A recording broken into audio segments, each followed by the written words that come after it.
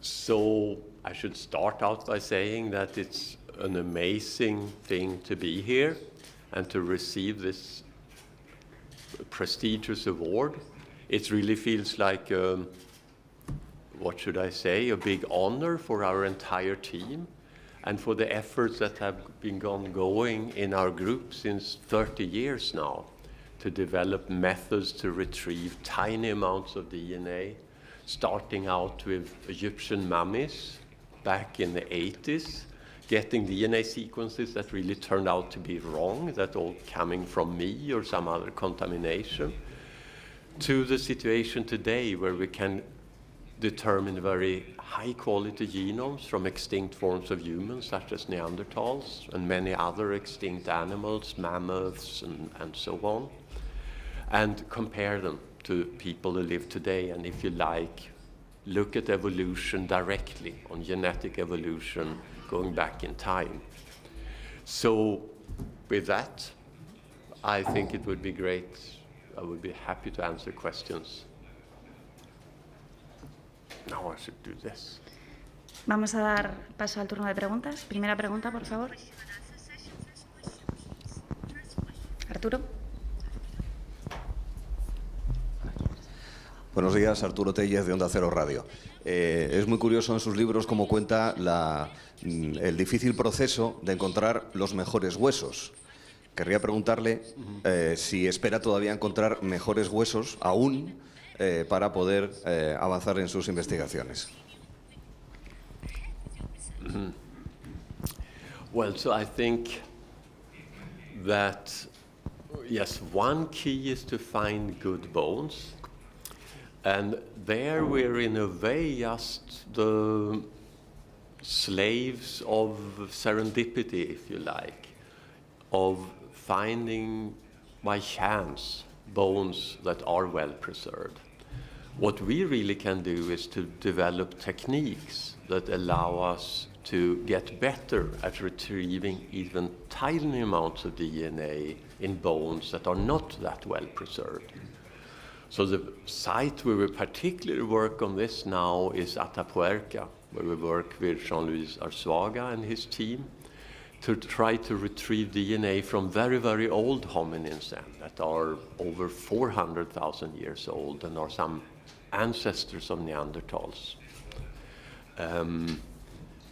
Other areas that are very interesting are more tropical areas, for example, where we want to develop better techniques. So I think our contribution, if you will, is to improve the techniques so that we can extend these things to more areas of the world and older things. And then we always hope for good bones, but we cannot influence that.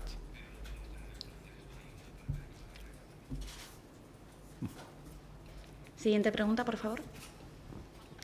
España.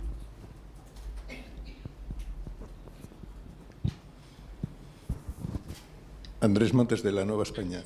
Yo quería que nos contase qué recuerdo o qué memoria tiene usted de su visita a la cueva del Sidrón.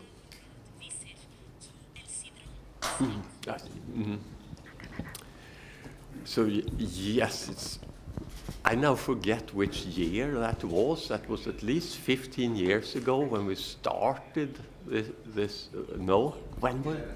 11 years ago. Okay, good, thank you. So it was 11 years ago, and it was to me an amazing site. It's the only site, probably, where there is a social group of Neanderthals that probably have died at the same time. And Marco de la Rasillas and his team took me into this amazing site, and we were able to sample some bones from there.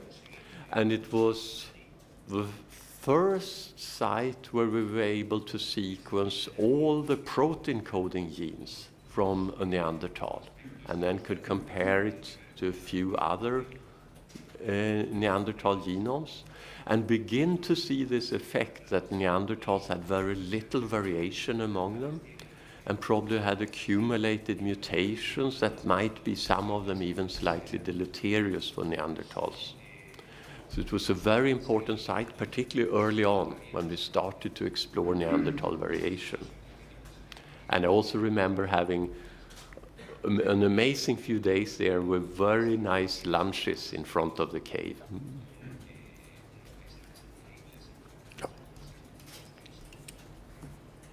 Siguiente pregunta, por favor.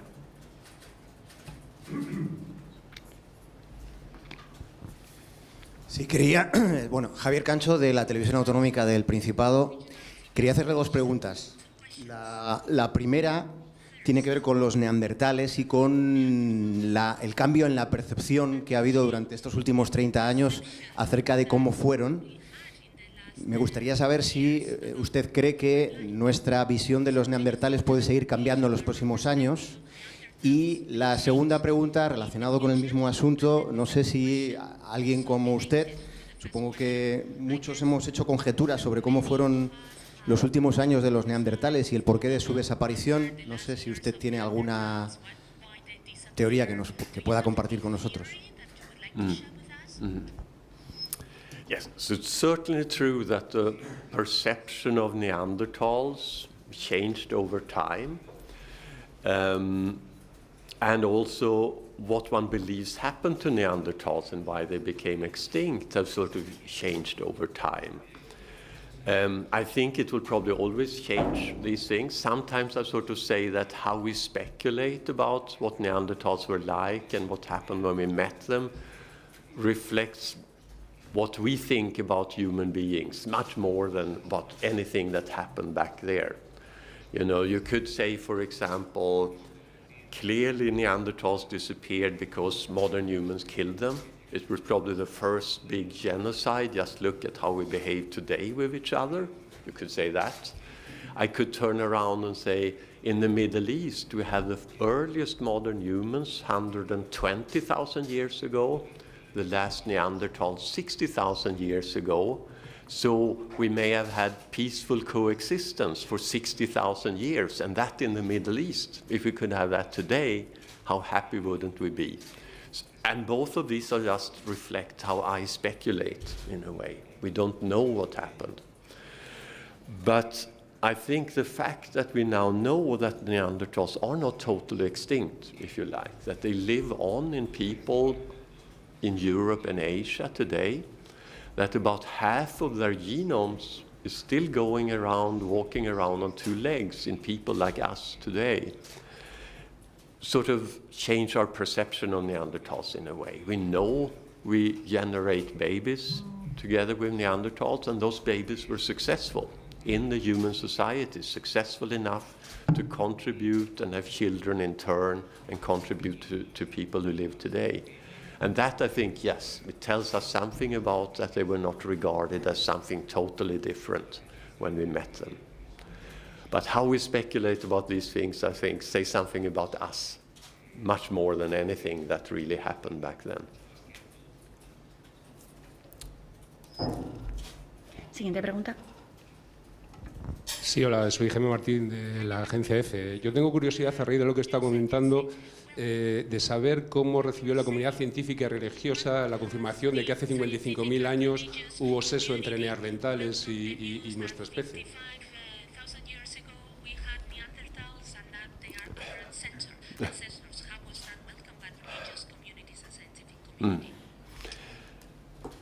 Well, I think the scientific community have sort of embraced this, and there's a lot of people working on the medical effects, for example, of these Neanderthal genetic variants and find associations with susceptibility to diseases or protection against diseases, things like blood clotting or skin diseases and even depression and other things. The religious communities, of course, varies a lot depending on what these religious communities think about different things. There has been an interest from the Catholic Church and from the previous Pope, for example, to consider if Neanderthals, now that we know we had babies with them, had a soul in a human sense of the soul. And there were even, I was once invited to the Papal Academy to speak about what we knew actually about interaction with Neanderthals. There are other more fundamentalist Christian sort of directions, particularly in the US, who have sort of emphasized that this was sort of bestiality. It was what I'm talked about in Sodom and Gomorrah, this interaction with Neanderthals. Others who are sort of creationists that put the origin of humans further back in time are easier to accept the idea that Neanderthals was just a different group of humans, a different race with quotation marks, if you like, that one could interbreed with. So it really depends on your beliefs, I think, how you deal with this. Yes. ¿Más preguntas? Arturo. Como científico, en España el ministro de Ciencia y Tecnología es astronauta. ¿Qué le parece eso? ¿Qué le parecería si a usted le ofreciesen algo así, entrar en política?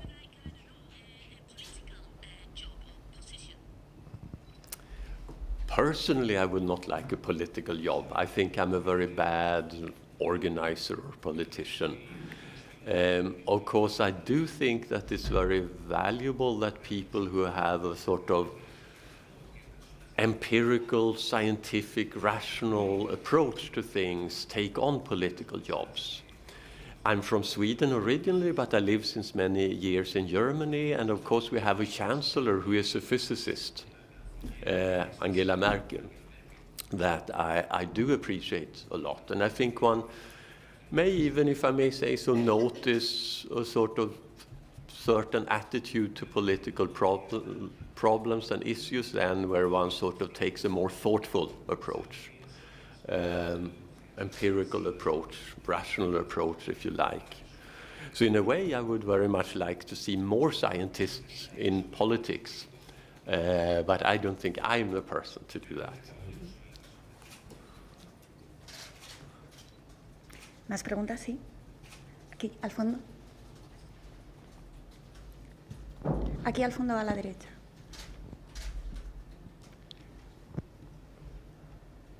Sí, soy Javier Martín, otra vez de la agencia EFE. Me gustaría saber hacia dónde dirige sus pasos ahora mismo la paleogenética y hasta dónde es posible rastrear el pasado mediante estas técnicas. Antes hablaba usted de la sima de los huesos de Atapuerca. ¿Dónde están los límites?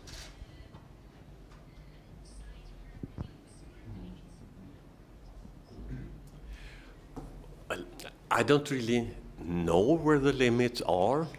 I think I'm on the published record some 10, 15 years ago to say beyond 100,000 years we will not go, and that was clearly wrong. We have Atapuerca now outside the permafrost.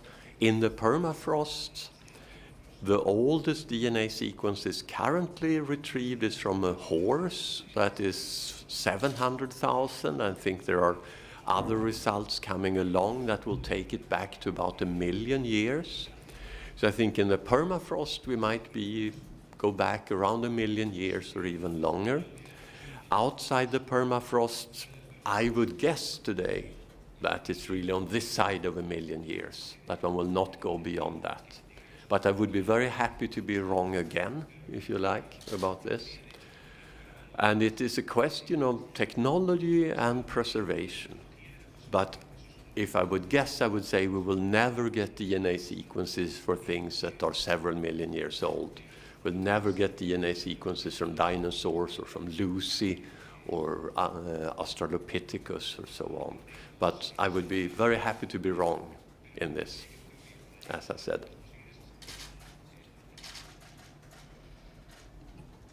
¿Querías preguntar? Sí, aquí.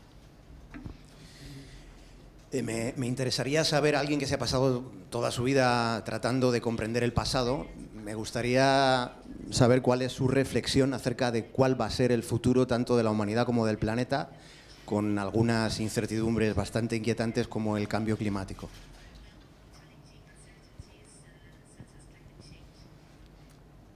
Oh, I think it's very difficult to speculate about the future, and I don't think I'm in a better position to do that than anyone else in this room, really. So I would really shy away from it. I would say if we went back 100 years, I would not have predicted what have happened with the Industrial Revolution or air travel or space travel or climate change. So I really think I shouldn't speculate about that. I think it's really, and what will be determining it is really societal, political things, how we deal with things such as climate change as a community. That will be decisive, but I cannot.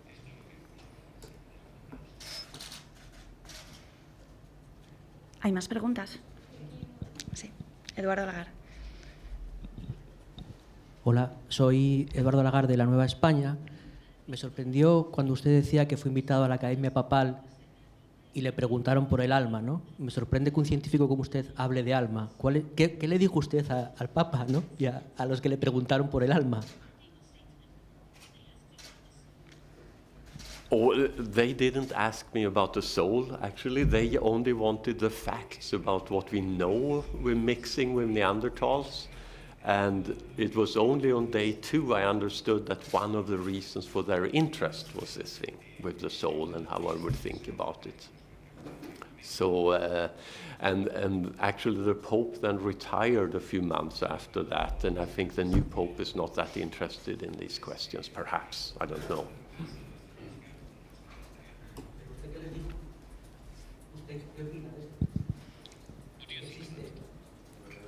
Oh, I have no opinions about the soul, I must say.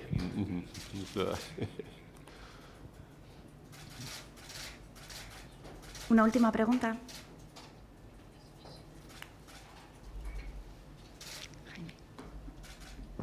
Sí, antes me contestaba que le gustaría equivocarse sobre hasta dónde se puede rastrear el pasado a través del genoma. Me gustaría saber si también le gustaría equivocarse ante la posibilidad de que sus trabajos sirvan de base para algún día recrear especies extintas.